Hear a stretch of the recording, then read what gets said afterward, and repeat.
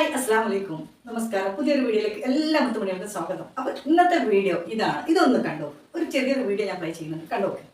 വളരെ സങ്കടമുള്ളൊരു അവസ്ഥയിലൂടെയാണ് കേട്ടോ നമ്മുടെ ഈ ചാനൽ പോയിക്കൊണ്ടിരിക്കുന്നത്. എന്താ നിങ്ങൾക്ക് തന്നെ ഏകദേശം മനസ്സിലാകണ്ടോ? ഈ അടുത്തൊരു വീഡിയോ എടുത്ത് അതിട്ട് 6 മണിക്കൂർ കൊണ്ട് അത് ഒഴിവാക്കേണ്ടി വന്ന്, അതേപോലെ ഇതിൻ്റെ മുമ്പും 2-3 വീഡിയോ അങ്ങനെ ഒഴിവാക്കേണ്ടിയൊക്കെ വന്നിട്ടുണ്ട്. അതൊക്കെ 50 വയസ്സിൻ്റെ മുകളിലോട്ടുള്ള ആളുകളതാണ്. അവരുടെ വീഡിയോ ഇടുമ്പോഴാണ് പലർക്കും നെഗറ്റീവ് പറയാനും പിന്നെ ഇതിനൊക്കെ തോന്നുക. എന്താണത്? 50 വയസ്സിൻ്റെ മുകളിലുള്ള ഒരാൾ വിവാഹം കഴിക്കുന്നത് അത്ര വലിയ അപരാധമാണ് ആണോ നമ്മുടെ ഈ സൊസൈറ്റി ചിന്തിച്ച് വെച്ചേ? എനിക്ക് മനസ്സിലാകുന്നില്ല.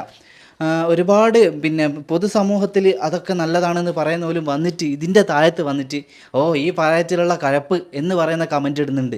എന്താണ് നിങ്ങൾ ഉദ്ദേശിക്കുന്നത്? ഒരാൾ വിവാഹം ചെയ്യുന്നത് ഇതിനു വേണ്ടി, ലൈംഗികമായിട്ടുള്ള കാര്യത്തിന് വേണ്ടി മാത്രമാണ് എന്ന് ചിന്തിക്കുന്ന ആൾക്കാരാണോ നിങ്ങളൊക്കെ? എല്ലാവരെയും പറയല്ല കേട്ടോ. ഈ വീഡിയോ നിങ്ങൾക്ക് കാണിച്ചു തന്നെ എന്താണെന്നറിയാം, എനിക്കും ഇതുപോലെ ഒന്ന് സംഭവിച്ചിട്ടുണ്ട്. വയനാട്ടിലെ ആ ഇഷ്യൂസ് നടന്നതിന് ശേഷം ഉപ്പാക്ക് ഞങ്ങൾ ഇങ്ങനെ വിവാഹം ആലോചിക്കുന്നുണ്ട്. അപ്പോൾ ഉമ്മ മരണപ്പെട്ടിട്ട് 2 വർഷം കഴിഞ്ഞു. റംസാനിക്ക് 2 വർഷം കഴിഞ്ഞു, 3ാമത്തെ വർഷം വന്നു. നിക്കാഹിന് വേണ്ടിയിട്ട് അങ്ങനെ ഒരു കാര്യം നമ്മൾ അന്വേഷിച്ചിട്ട് നടക്കുന്ന സമയത്താണ് ഞാൻ ഈ വീഡിയോ ഇട്ടത്.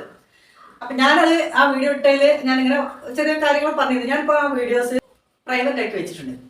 അതിന് കാരണം ഇതേപോലെ തന്നെ ഇപ്പം നിങ്ങൾ കേട്ടില്ലേ, അതേപോലെയുള്ള വിഷയങ്ങൾ തന്നെയാണ്. എനിക്ക് വരുമ്പോൾ മാത്രം എൻ്റെ വിഷയം എനിക്ക് വലുതാണ്. എൻ്റെ കൂടെ അതിൻ്റെ കൂടപ്പുറപ്പായാലും ശരി, അവർക്ക് അതൊരു വിഷയമല്ല. അവർക്ക് വരുമ്പോഴേ അവർക്ക് അതിൻ്റെ വേദന അറിയും. എന്താ പറഞ്ഞാൽ വ്യക്തമായിട്ട് ഞാൻ പറഞ്ഞുതരാണ്. അതായത് നമ്മളെപ്പോഴും പറയാറുണ്ട്, ഒറ്റപ്പെട്ട് നിൽക്കുന്നവൻ്റെ വേദന ഒറ്റപ്പെട്ട് നിൽക്കുന്നവർക്ക് മാത്രം, അതേ സ്റ്റേജിൽ നിൽക്കുന്നവർക്ക് മാത്രമേ അറിയുള്ളൂ ആ വേദന ഏതാണെന്നുള്ളത്. അത് ആർക്കും ഒരു മരുന്ന് കൊടുത്ത് തീർക്കാൻ പറ്റുന്നല്ല. നമ്മൾ വല്ലവരുടെയും ഒരു വേദന, വിഷമം, നമ്മളെ അവസ്ഥ ഒരാളോട് പറയുമ്പോൾ എത്ര ആൾക്കാർ നമുക്ക് അത് കേട്ടിട്ട് നമ്മളെ സാന്ത്വനിപ്പിക്കും. ഇപ്പം നമ്മൾ കാലം മാറി, നമ്മൾ നിൽക്കുന്ന സ്റ്റേജ് വേറെ. ഈ ലെവലിൽ നമ്മൾ നിൽക്കുമ്പോൾ ഒരു 50-60 നായരൊക്കെ ഒന്നും വയസ്സായാലും നമ്മൾ കൂട്ടുന്നില്ല. അപ്പോൾ അത് മാത്രമല്ല, ഇവര് ഈ 50 വയസ്സായവർ, 60 വയസ്സായവർ, ഇനി 45 വയസ്സായവർ, 55 വയസ്സായവരൊക്കെ വിവാഹം ചെയ്യാൻ പോകുന്നുണ്ട് എന്ന് പറയുന്നതിന് ഉദ്ദേശം എന്താണ്? സെക്സിന്റെ കാര്യത്തിൽ മാത്രമായിട്ടാണോ അവർ വിവാഹം ചെയ്യാൻ പോകുന്നത്? അവന്റെ ജീവിതം തുടങ്ങുന്നത് തന്നെ 40 വയസ്സ് കഴിഞ്ഞിട്ടാണ്. ഈ 40 വയസ്സ് കഴിഞ്ഞു കഴിഞ്ഞാൽ അവർ ഒറ്റപ്പെട്ടു പോകുന്ന സമയത്ത് അവർക്ക് ജീവിതത്തിൽ ഒരു അത്താണി വേണം. നമ്മൾ പറയുന്ന മാതിരിയല്ല പലരുടെയും സിറ്റുവേഷൻ. ഒരുപാട് എനിക്കും അറിയാം, എന്നോട് കുറെ ആൾക്കാർ പറഞ്ഞിട്ടുണ്ട്. അവരല്ലേ കഴിക്കുന്നത്, പിന്നെ മറ്റുള്ളവർ നെഗറ്റീവ് അടിച്ചിട്ട് എന്താ കാര്യം? ഇപ്പൊ കുടുംബത്തിൽ തന്നെ നമ്മളെ ബാപ്പ, നമ്മളെ ഉമ്മ അങ്ങനെ ഒരു സംഭവത്തിൽ നിൽക്കുന്നുണ്ടെങ്കിൽ നമ്മൾ എന്തിനാണ് എതിര് നിൽക്കുന്നത്? അവർക്ക് ഒരു സപ്പോർട്ട് ആരെങ്കിലും ആക്കി കൊടുക്കുന്നത് അവർക്കും സന്തോഷമാണ്, നമുക്കും സന്തോഷമാണ്. നമ്മൾ സന്തോഷിക്കണം. അതാണ് ശരിക്കും യഥാർത്ഥ മക്കള്. എന്താ വെച്ചാല്, നമുക്ക് അവരെ ഒരു പരിധിയിലപ്പുറം നമുക്ക് അവരെ കെയർ ചെയ്യാനോ അല്ലെങ്കിൽ അവരുടെ കാര്യങ്ങൾ നമുക്ക് അന്വേഷിക്കാനോ പറ്റില്ല. എല്ലാവരും ബിസിയിൽ നെട്ടോട്ട് ഓടിക്കൊണ്ടിരിക്കുകയാണ് അല്ലെ. ഞാൻ എന്റെ അവസ്ഥ എടുത്തിട്ട് ഞാൻ പറഞ്ഞു വരുന്നത്. അപ്പം ഞാനും ആ സ്റ്റേജിൽ വന്നവളാണ്. എന്റെ മക്കള് അതിനൊരു എതിരുണ്ടായിട്ടില്ല. എൻ്റെ മക്കളെ നിർബന്ധിച്ചിട്ട് തന്നെയാണ് ഞാൻ ഈ വിവാഹം കഴിക്കുന്നത്. അതുപോലെ എൻ്റെ മക്കൾ തന്നെയാണ് അതിന് മുൻഗണന എടുത്തതും പേപ്പറിലും മറ്റുള്ളവരും കൊടുത്തതും ഒക്കെ അവർ തന്നെയാണ്. അപ്പൊ അങ്ങനത്തെ മക്കള്, ഞാൻ അങ്ങനത്തെ മക്കൾ ആയിരിക്കണം എല്ലാവരും എന്ന് ഞാൻ പറയുന്നത്. കാരണം എല്ലാവർക്കും എല്ലാം സഹിക്കാൻ പറ്റിയെന്ന് വരില്ല. അവർ നിൽക്കുന്ന സാഹചര്യം, കൂട്ടുകുടുംബത്തിൽ നിൽക്കുന്നുണ്ടെങ്കിൽ, ഒരു വിധവായി പോയിട്ടുണ്ടെങ്കിൽ, പെങ്ങളായാലും ആരായാലും അവിടെ നിൽക്കുന്ന അവരുടെ അവസ്ഥ ആ സ്റ്റേജിലുള്ളവർക്ക് അറിയുള്ളൂ, കാണുന്നവർക്ക് അറിയില്ല. ഒരു പക്ഷേങ്കിൽ എപ്പോഴെങ്കിലും എന്തെങ്കിലും ഒന്ന് പറയുമ്പോൾ മനസ്സ് തുറന്ന് പറയാൻ പോലും ഭയപ്പെടുന്ന പെണ്ണുങ്ങളുണ്ട്, ആണുങ്ങളുണ്ട്.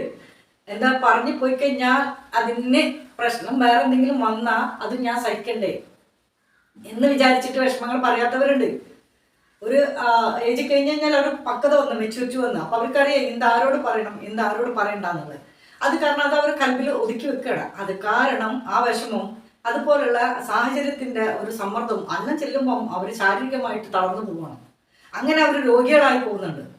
ഇതൊക്കെ നമ്മൾ അറിയുന്നില്ല. പരിഹസിക്കുന്നവർക്ക് ആകെ ഒന്നേ അറിയുള്ളൂ. അത് ഏത് നല്ല ചാനലിലാണ്, ഏത് നല്ല വീഡിയോസ് ആയാലും അതിൻ്റെ അടിയിൽ അത് ഇടുന്നവരുണ്ട്. അതൊരു ഞരമ്പന്മാരാണ്, ഞരമ്പ് രോഗികളാണ്. പെണ്ണുങ്ങളായാലും ആണുങ്ങളൊക്കെ അങ്ങനത്തെ ഐറ്റംസ് ഉണ്ട്. അതൊരു രസത്തിന് ഇടാണ്. ഇപ്പൊ ഈ വീഡിയോന്റെ അടിയിലും താഴെ വന്നിട്ട് ഇടാം. പല ലെവലിലും പലതും അത് ഇപ്പൊ പ്രത്യേകിച്ച് ഒരു ട്രെൻഡ് ആയിക്കൊണ്ടിരിക്കുകയാണ്, മറ്റുള്ളവരെ വേദനിപ്പിക്കുക എന്നുള്ളത്. പക്ഷെ എന്താണെന്ന് വെച്ചാല്, നാളെ എനിക്കും ഈ സ്റ്റേജ് വരും എന്നുള്ള ഒരിക്കൽ പോലും അവർ ചിന്തിക്കുന്നില്ല എന്നുള്ളതാണ്. ആ സമയത്ത് ഞാനും വേദനിക്കും, ആ സമയത്ത് എനിക്കും ആരെങ്കിലും ഒരു സപ്പോർട്ട് തന്നിരുന്നെങ്കിൽ എന്നുള്ള ചിന്തിക്കണില്ല അവര്. എല്ലാവരും വിചാരം ഇത് ചിലർക്ക് മാത്രമേ അനുഭവങ്ങൾ ഉണ്ടാവുള്ളൂ, ഞങ്ങളൊക്കെ പടച്ചോൻ അത്രയും അനുഗ്രഹിച്ചാൽ ഞങ്ങളൊക്കെ ഒന്നിച്ചിട്ടേ പോവുള്ളൂ എന്നൊക്കെയുള്ള ചിന്തയാണ് പലർക്കും. കാലം മാറിയാലും കോലം മാറില്ല എന്ന് പറഞ്ഞ മാതിരി ചില ആൾക്കാർ അതിൽ വാശി പിടിച്ച് നിൽക്കണം. പിന്നെ അതിനടി പോയിട്ട് പരിഹസിക്കുന്ന എല്ലാം തേഞ്ഞവർ ആരല്ലേ? എല്ലാം തേഞ്ഞിക്കണോ നമ്മള്? എന്നിട്ട് വേണ്ട മറ്റുള്ളവരെ പരിഹസിക്കാൻ. അപ്പൊ ഞാൻ എൻ്റെ ഉപ്പാന്റെ ഈ കാര്യം എന്ത് പറഞ്ഞപ്പോ ഞങ്ങളിൽ തന്നെ പെട്ടവർ തന്നെയാണ്. അത് അവർക്ക് ഭയങ്കര മോശമായി, മാനക്കേടായി. ഈ മാനക്കേട് എന്ന് മാറും. അതുപോലെ തന്നെയാണ് മറ്റുള്ളവർക്ക് നികത്താൻ പറ്റാത്ത ചില കാര്യങ്ങൾ ഉണ്ടായിരിക്കും. ആ കാര്യങ്ങൾ നമ്മളെ കൊണ്ട് നികത്താൻ പറ്റൂലെങ്കിൽ പിന്നെ നമ്മളത് പറഞ്ഞു നടന്നിട്ടൊരു കാര്യമില്ല. അപ്പോൾ അതുപോലെ തന്നെ എൻ്റെ ഉപ്പാക്ക് 70 വയസ്സായിരിക്കുന്നത്. ഞാൻ നല്ല രീതിയിൽ തന്നെ വീഡിയോ ചെയ്തിരുന്നത്. അതിൽ ഞാൻ ജസ്റ്റ് ഇങ്ങനെ ഒന്നും പറഞ്ഞിരുന്നു. ഇപ്പൊ അങ്ങനെ പറഞ്ഞു, ഉപ്പാക്ക് ഹിന്ദുവായാലും മുസ്ലിമായാലും കുഴപ്പമില്ല, പാവപ്പെട്ടവർ അഗതികളായാലും എല്ലാം അതായിട്ടുള്ള ആരും എവരില്ലാത്ത ആരായാലും നമ്മൾ സ്വീകരിക്കാൻ തയ്യാറാണെന്നാണ് പറഞ്ഞിരുന്നത്. അത് വെച്ചിട്ട് പലതും ഞാൻ അന്ന് വീഡിയോ ചെയ്യണമെന്ന് വിചാരിച്ചതാ. പിന്നെ ഒരുപാട് ബിസി ഞാൻ ആയിപ്പോയി. അത് കാരണം ആ വീഡിയോ ഞാൻ വിട്ടുപോയി. ഇപ്പൊ ഞാനിത് കണ്ടപ്പോൾ ഞാൻ അതിന്റെ കൂടെ പറയണം. ഇത്രയും സംഭവങ്ങൾ വയനാട്ടിലുണ്ടായി. ഒരു മരിച്ച ഒരു വ്യക്തിയും ഹിന്ദുവാണോ മുസ്ലിമാണോ തിരിച്ചറിയുമ്പോൾ പറ്റാത്ത ഘട്ടത്തിലാണ് പോയി. എല്ലാ മതത്തിലുള്ള ആൾക്കാരും പ്രാർത്ഥിച്ചിട്ടാണ് അവരെ കബറടക്കുന്നത്. മിക്സായിട്ട് ഒന്നിച്ചിട്ടോ ഒക്കെയാണ് അവർ പോയത്. അല്ലാതെയും കിട്ടുന്നുണ്ട്, അവയവം മാത്രം കിട്ടുന്നുണ്ട്. ആദ്യം എന്തെന്നൊരു പിടുത്തം കിട്ടുന്നില്ല. എന്തിനാണ് മനുഷ്യന്മാരെ എങ്ങനെ കിട്ടുന്നത് ഇതാവുന്ന ആവശ്യം? ഞാൻ പറയുന്നത് എന്താ വെച്ചാൽ നമ്മളെ നാളെ നമ്മളെ കിട്ട എന്താവും എന്നൊന്നും നമുക്ക് പറയാൻ പറ്റില്ല. എനിക്ക് എൻ്റെ ഉപ്പാനെ എപ്പോഴും കെയർ ചെയ്യാൻ എനിക്ക് പറ്റില്ല. കാരണം എൻ്റെ അവസ്ഥ അങ്ങനത്തെയാണ്, എൻ്റെ സാഹചര്യം അങ്ങനത്തെ ഒരു അവസ്ഥയാണ്.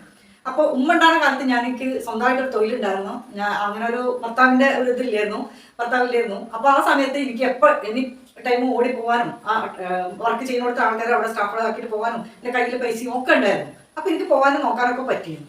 ഇപ്പം എന്ന് പറയുമ്പോൾ സാഹചര്യം മാറിപ്പോയി. ഞാനൊരു ഭാര്യ കൂടെയാണ്. എനിക്ക് അതിൻ്റെതും കൂടെ പരിഗണിച്ചിട്ട് എനിക്ക് നിൽക്കണം.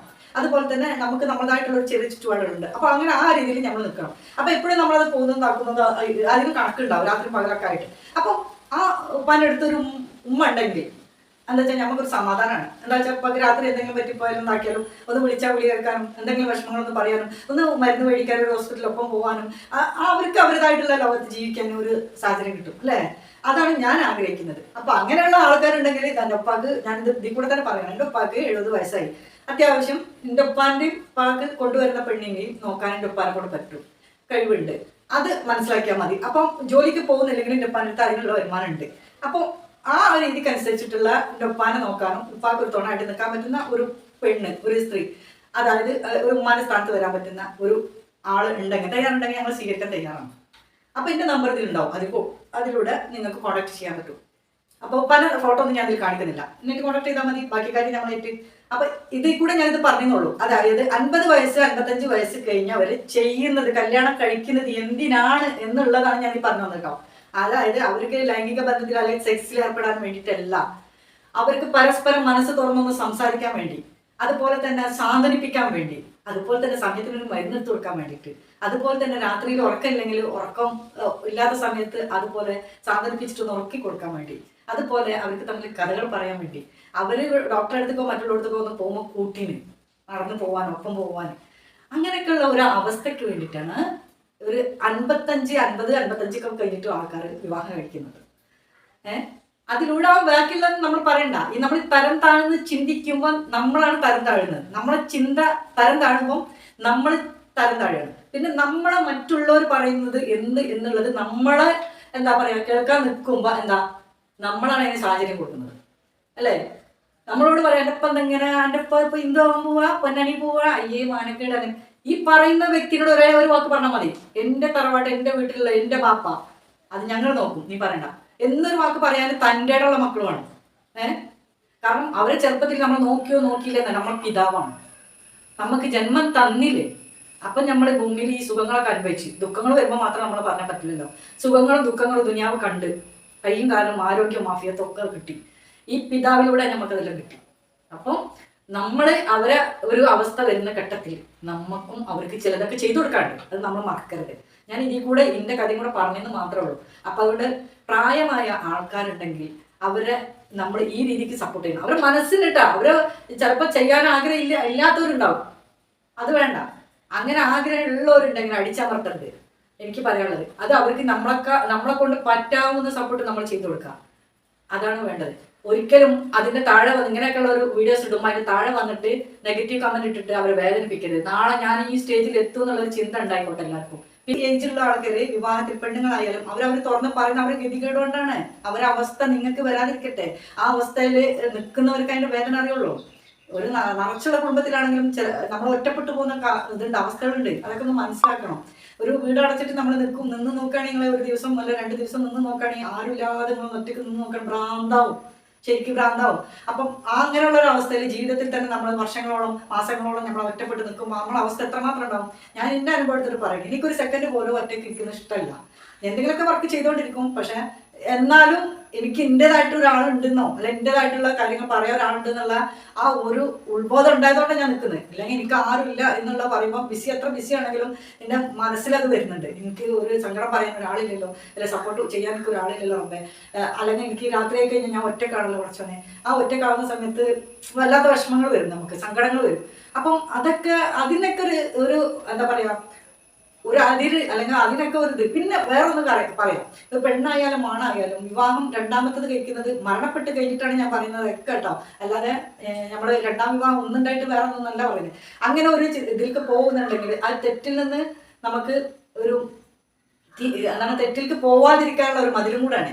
തെറ്റിലേക്ക് നമ്മൾ പോവാതിരിക്കാൻ, ഏത് രീതിയിലായാലും തെറ്റിലേക്ക് പോവാതിരിക്കാൻ നല്ലൊരു ഇതാണ് എന്ത് ഇങ്ങനെയുള്ള ഒരു പരിഹാരം. ഒരുപാട് സ്ത്രീകൾ എനിക്കറിയാം, ഞാനത് പറയുന്നില്ല, വിവാഹം കഴിക്കാൻ ഇഷ്ടമല്ല, പക്ഷെ അവർ പറയുന്ന ഡയലോഗൊക്കെ ഭയങ്കരമാണ്. ആണിനും വേണ്ട, എൻ്റെ ആണിനോടുള്ള സുഖം എനിക്ക് അത് മതി, അത് ആലോചിച്ച് ഞാൻ ജീവിക്കുന്നു. പറയുന്ന വ്യക്തി വേറെ രീതിയിലാണ് ജീവിക്കുന്നത്. ആണില്ലാതെ അവർക്ക് ജീവിക്കാനേ പറ്റില്ല. അങ്ങനത്തെ പെണ്ണുങ്ങളുണ്ട്, അങ്ങനത്തെ ആണുങ്ങളുണ്ട്. സമൂഹത്തിന് മുന്നിൽ അവർ വലിയ ഡീസൻ്റ് ആയിട്ട് പറയും, വർത്തമാനം പറയും. എന്ത് എനിക്കില്ല, ആണൊന്നും വേണ്ട, എനിക്ക് പഠിച്ചോനെ നാളെ മാസത്തിൽ ഞങ്ങൾ കണ്ടാൽ മതി, സ്വർഗത്തിൽ വെച്ച് കേട്ടാൽ മതി എന്നൊക്കെ പറയും. പക്ഷെ അങ്ങനത്തെ ചിന്ത ഉള്ളവർ വേറൊരു ആണിനെ നോക്കാനേ പാടില്ല, വേറൊരു പെണ്ണിനെ നോക്കാനേ പാടില്ല എന്നല്ല, തെറ്റായ രീതിയിൽ കൂടെ നോക്കരുത്, അവരായിട്ട് അങ്ങനെ ചെയ്യരുത്. അത് നമ്മൾ അറിയുന്നവരുണ്ടല്ലോ. ഇന്നത്തെ സമൂഹത്തിന് മുന്നിൽ നല്ല രീതിയിൽ വർത്തമാനം പറയും. നമ്മളൊക്കെ എന്തെങ്കിലും പറയുമ്പോൾ വേറെ രീതിയിൽ കൂടെ അവർ പറയും. നമ്മളവരെ എന്താണ് പ്രോത്സാഹിപ്പിച്ചിട്ട് ഇതിലേക്ക് കൊണ്ടുവരണമായിരിക്കണം. നമ്മൾ ഇങ്ങനെയൊക്കെ അറിയുന്നത് കൊണ്ടാണ് നമ്മൾ തെറ്റിലേക്ക് പോവല്ലേ, നമുക്ക് ഇങ്ങനെ ചെയ്തുകൂടെ എന്ന് ചോദിക്കുന്നത്. അപ്പോൾ അവർ വലിയ വെള്ളം പൂശിയിട്ട് വർത്തമാനം പറയും, എന്നിട്ടോ ഉള്ളിൽ കൂടെ വേറെ രീതിയിൽ കൂടെ പോകും. അങ്ങനെയുള്ള ആൾക്കാരുണ്ട്. അപ്പോൾ അങ്ങനെയുള്ളവർക്കും ഇങ്ങനെയുള്ള ഒരു മാർഗം നല്ലൊരു ശാശ്വത മാർഗ്ഗമാണ്. നല്ല ഒരു എന്താ പറയുക, നല്ലൊരു അടിച്ചറപ്പുള്ള ഒരു കൂടാണ്. അതിലൊരു കൂട്ടുകാരനെയും കൂട്ടി ഇന്നുണ്ടായ ജീവിതം സക്സസ് ആവും. അതിനാണ് ഈ 50 വയസ്സ് 40 വയസ്സും 45 വയസ്സും ഒക്കെ ആയിട്ട് പോകുന്നവർ കല്യാണം കഴിക്കുന്നത് കേട്ടോ. അപ്പൊ വേറെ രീതിക്കല്ല എന്നുള്ളത് പറയണം. അപ്പൊ എത്ര ഉള്ളൂ വീഡിയോസ്, ഇതിന് ലെങ്ത് ആയിക്കണമെന്ന് അറിയില്ല, എന്നാലും ഞാൻ ഇടുകയാണ്. എനിക്ക് പറയാനുള്ളത് ഞാൻ പറയണം. എല്ലാവരും എന്തായാലും കമന്റ് ചെയ്യണം. ഇനി വേറെ വീഡിയോസുമായി ഞാൻ വരാം. അതുവരെയൊക്കെ എല്ലാവർക്കും അസ്സലാമു അലൈക്കും.